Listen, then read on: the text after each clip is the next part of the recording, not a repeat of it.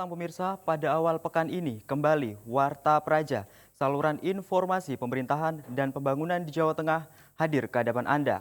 Kami akan menghadirkan beragam informasi kegiatan pemerintahan, pembangunan, dan persoalan dari berbagai kabupaten kota di Jawa Tengah. Bersama saya, Alex Saputra, berikut Warta Praja selengkapnya.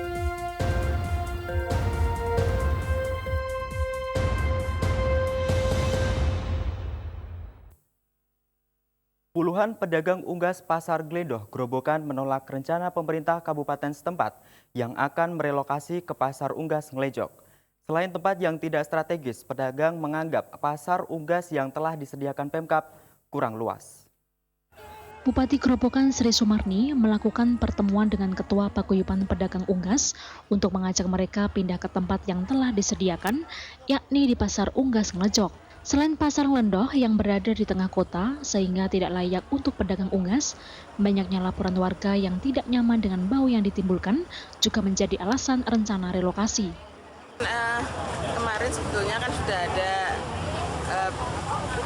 bangunan yang dialihkan di pasar di Klejo.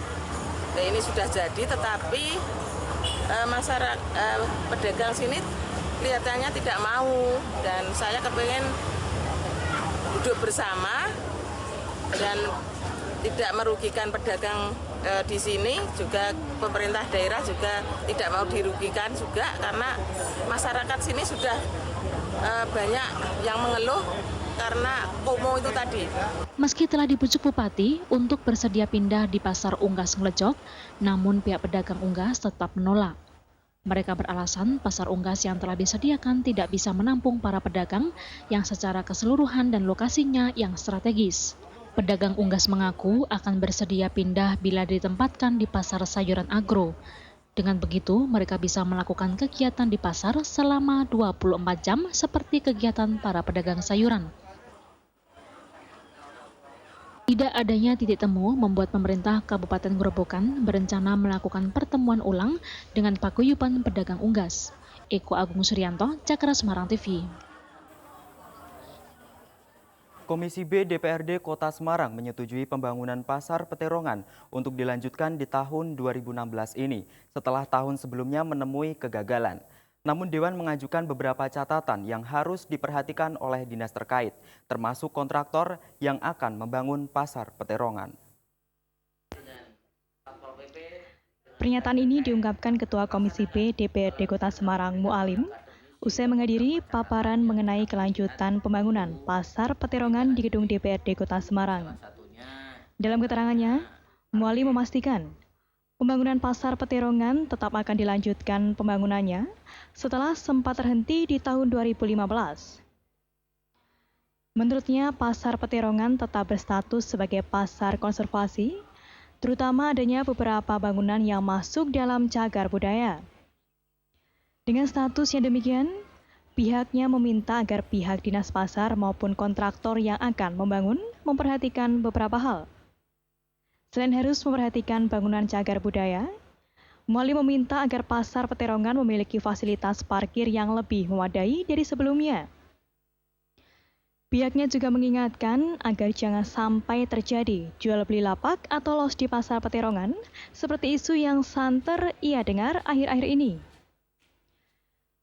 Beberapa catatan Dewan lainnya yang juga wajib diperhatikan dinas pasar adalah ketepatan waktu pembangunan serta persoalan pedagang tiban. Ada, saya lihat parkirnya itu parkir sepeda motor. Kemudian pembangunan dari jalan utama itu mundur 6 meter, tapi 6 meter itu kemudian ukuran-ukuran kan juga dibikin agak sempit los-losnya atau kiosnya ya. Tapi kami juga belum tahu persis dengan disempitkan itu seharusnya kan jumlahnya bisa bertambah. Tapi di situ tadi juga kami melihat masih tetap.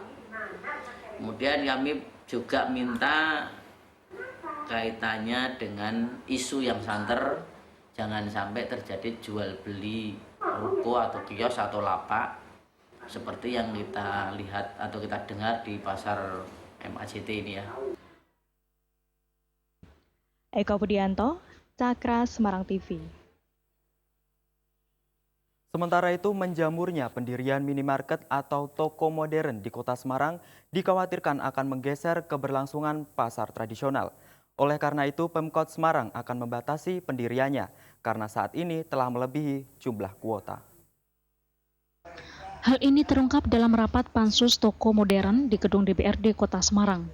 Menurut data yang disampaikan kalangan dewan, jumlah toko modern di Kota Semarang saat ini telah mencapai 560 unit.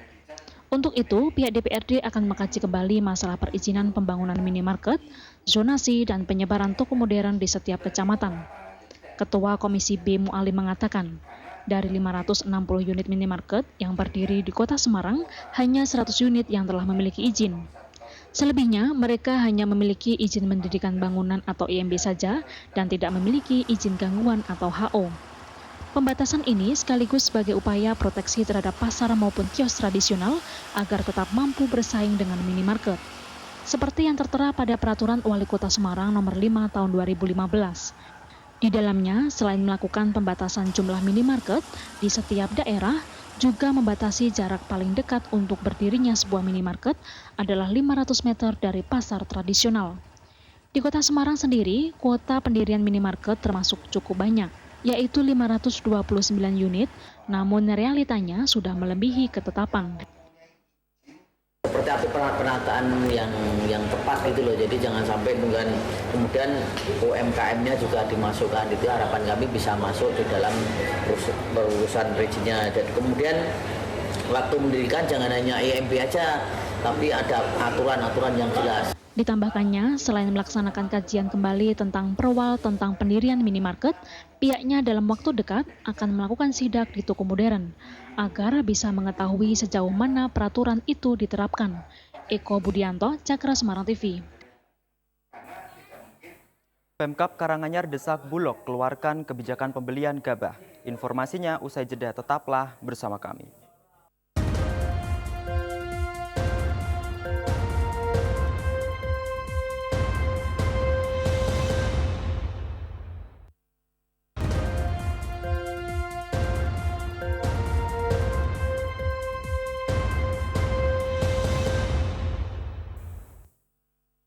Terima kasih masih bersama kami dalam program Warta Praja. Pemerintah Kabupaten Karanganyar menghimbau agar Bulog mempermudah persyaratan pembelian gabah dari petani langsung.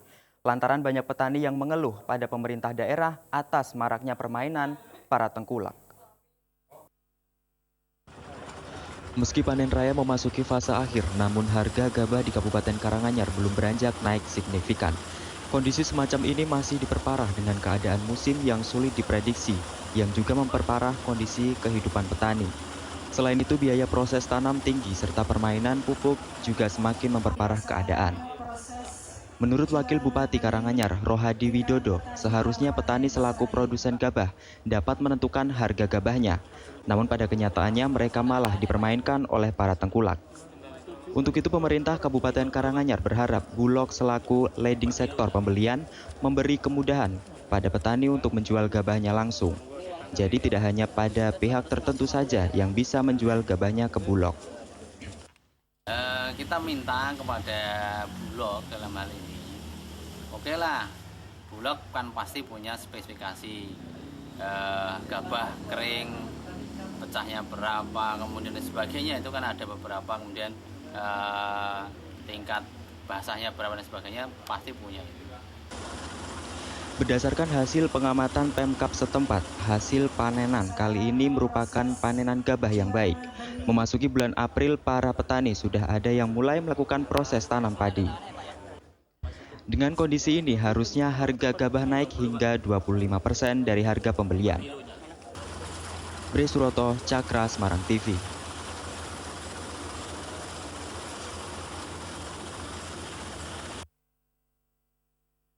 Menteri Pertanian Republik Indonesia Andi Amran Sulaiman menantang para penyuluh pertanian untuk segera menyerap 2.000 ton gabah kering panen di musim panen kali ini. Bahkan pihaknya juga akan menjanjikan akan mengangkat menjadi PNS bagi mereka yang masih tenaga honorer.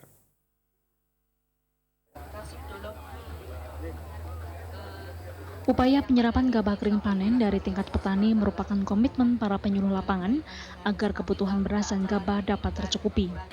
Seperti di saat musim panen seperti saat ini, para penyuluh dihadapkan dengan persoalan penyerapan gabah yang telah siap panen. Untuk itu, melalui kunjungan kerjanya, Menteri Pertanian Republik Indonesia Andi Amran Sulaiman tantang para penyuluh pertanian segera menyerap 2.000 ton gabah kering panen dari petani. Pihaknya pun menjanjikan akan mengangkat menjadi PNS bagi mereka yang masih tenaga honorer. Sebelumnya, kunjungan mentan digelar di sejumlah daerah di Jawa Tengah, di antaranya Kabupaten Tegal, Pemalang, Batang, Demak, dan Jepara. Sedangkan untuk mendorong agar gabah segera terserap, pemerintah telah meminta Bulog agar membeli gabah dari petani sebesar Rp3.400 hingga Rp3.700 per kilo. Besaran harga itu terbilang sesuai, mengingat harga gabah mengalami penurunan tiap panen tiba, yakni berkisar Rp3.000 per kilo. Ada dari Kementerian Pertanian, ada PPL, kami beri target PPL minimal 2.000 ton, satu orang diserap, masukkan ke Bulog. Karena yang masuk ke Bulog ini untuk rakyat juga. Ini stok untuk rakyat. Jadi pemerintah hanya menyimpan berjaga-jaga. Target kita 4 juta ton, 4 juta ton. Menanggapi harga gabah yang telah ditetapkan oleh pemerintah, direspon positif pemerintah daerah setempat. Dengan dilakukan tawar naik itu, diharapkan dapat menjadi keuntungan bagi para petani, khususnya di musim panen. Sementara pengen ngelih ya, mulanya kudu kreatif. Yang keempat Pak, kesabaran para petani ini mestinya harus dijadikan hiroh semangat kerja dari menteri-menteri kabinetnya Pak Jokowi. Petani ini tidak ada petani putus asa Pak. Kalau tahun ini, tahun kia ora panen ya ngarep tahun depannya. Tahun depan belum panen, ya tahun ngarep. Sinergitas antara pemerintah pusat, provinsi, dan kabupaten sehingga ini menjadikan daya ungkit bagaimana memberikan semangat kepada petani, semangat kepada masyarakat Kabupaten Pemalang, sehingga kita tidak boleh kalah dengan tengkulak, kita tidak boleh kalah dengan mafia, khususnya dalam penanganan padi. Lebih lanjut, untuk memenuhi surplus gabah maupun beras, Kepala Sekretariat Bakorlu Provinsi Jawa Tengah IR Sugeng Rianto menyatakan telah menyiapkan sekitar 4.500 penyuluh tenaga ahli. Mereka siap memenuhi target penyerapan hingga mencapai 1 juta ton. Penyuluh itu hanya ditarget 2.000 ton. Nah, 2.000 ton itu menurut saya mudah karena kok penyuluh itu wilayah binanya ada 8 sampai 16 wilbin. Jika satu wilbin itu satu desa, itu luasan sawahnya itu berkisar antara 200 sampai 500 hektar. Maka seorang penyuluh dengan ekivalen sawah 300 hektar, kira harapan per hektar itu mampu 6 sampai 7 ton, maka target yang ditetapkan oleh Bapak Menteri untuk seorang penyuluh 2.000 ton ini akan bisa tercapai. Ini memacu untuk target yang diberikan kepada Bulog untuk masukkan beras sebanyak-banyaknya dari petani dengan pendampingan penyuluh dan Bapeda. Rajib Saiful, Cakra Semarang TV. Jangan beranjak dari tempat duduk Anda karena kami masih menyimpan informasi menarik lainnya. Tetaplah di Warta Praja, saluran informasi pemerintahan dan pembangunan di Jawa Tengah.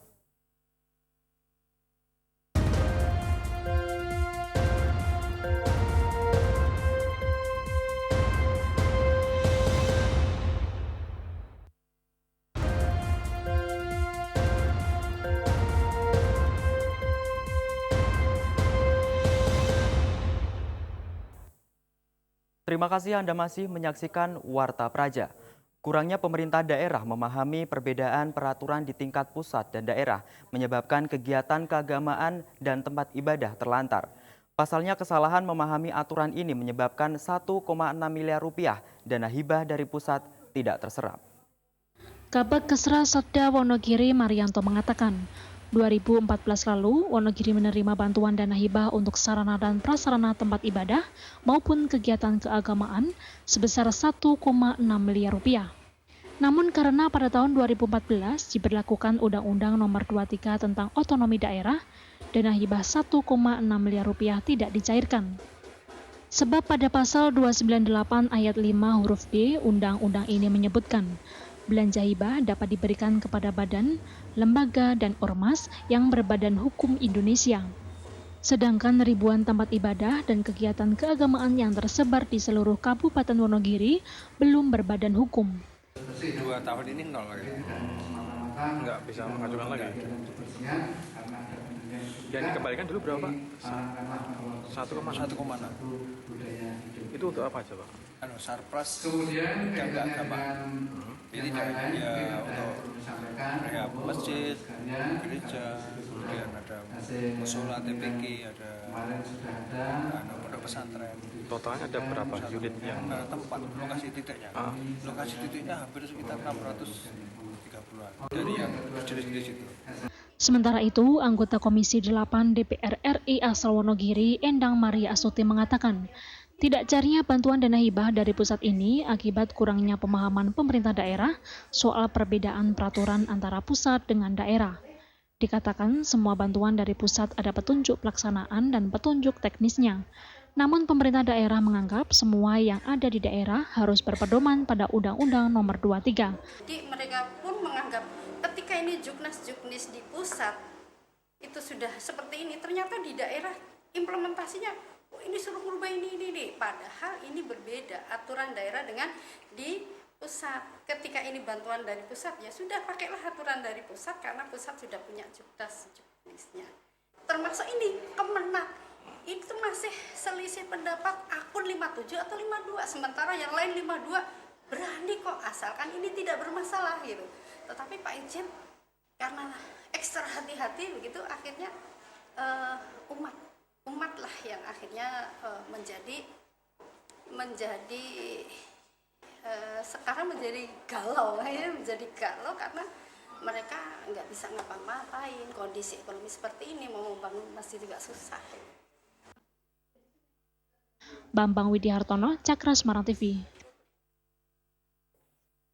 Setelah Bupati Batang, Yoyo Rio Sudibyo 2 kali sukses menggelar festival anggaran, Bupati Tegal Entus Susmono juga melakukan hal yang serupa, yakni menggelar pameran anggaran. Informasi ini sekaligus mengakhiri perjumpaan kita dalam program Warta Praja. Anda juga dapat mengirimkan kritik saran atas pembangunan atau pelayanan birokrasi dengan menghubungi redaksi kami melalui SMS di nomor 0896 7091 1432. Warta Praja, saluran informasi pemerintahan dan pembangunan di Jawa Tengah. Warta Praja turut membangun dan menguatkan otonomi daerah. Sekian Warta Praja kali ini. Jangan lewatkan seputar Jawa Tengah malam sesaat lagi. Saya Alexa Putra serta kerabat yang bertugas undur diri. Selamat malam dan sampai jumpa. Inilah suasana stand pameran anggaran yang digelar oleh Pemkab Tegal di Taman Rakyat Slawi. Pameran Anggaran Pendapatan dan Belanja Daerah atau APBD sengaja digelar oleh pemerintah Kabupaten Tegal agar pelaksanaannya berjalan transparan dan masyarakat ikut serta mengevaluasi. Pameran anggaran yang digelar pemerintah Kabupaten Tegal mirip seperti yang dilakukan oleh Pemkab Batang, yakni sama-sama mempublikasikan penggunaan anggaran tahun 2015 kepada masyarakat. Yang membedakan di kegiatan ini, Pemkab juga memamerkan hasil musyawarah rencana pembangunan atau Musrenbang. Kelebihannya, masyarakat bisa mengusulkan secara langsung anggaran program pembangunan untuk tahun yang akan datang. Karena Musrenbang ini adalah hasil aspirasi masyarakat sebelum disahkan oleh DPRD menjadi APBD. Bupati Tegal Entus Susmono mengatakan bahwa dalam kegiatan ini masyarakat tidak hanya mengevaluasi penggunaan anggaran tahun 2015, namun juga bisa mengusulkan atau mengkoreksi rencana anggaran untuk tahun 2017 yang akan datang. Berapa serta apa uang negara itu untuk rakyat? Duit negara untuk apa saja? Di sini ada. Kalau Batang itu kan festival anggaran ini sedang berjalan nih. Misalkan 2016 itu ini yang difestivalkan. Kalau kami enggak, ada evaluasi di 2015, kemudian ada perencanaan di 2017. Salah seorang warga Suritno mengaku mendukung kegiatan pameran anggaran dan pameran hasil Musrenbang yang dilakukan oleh pemerintah Kabupaten Tegal. Karena dengan adanya kegiatan ini, masyarakat menjadi tahu tentang penggunaan APBD tahun 2015 serta ikut serta menyusun rancangan anggaran untuk APBD tahun 2017 mendatang.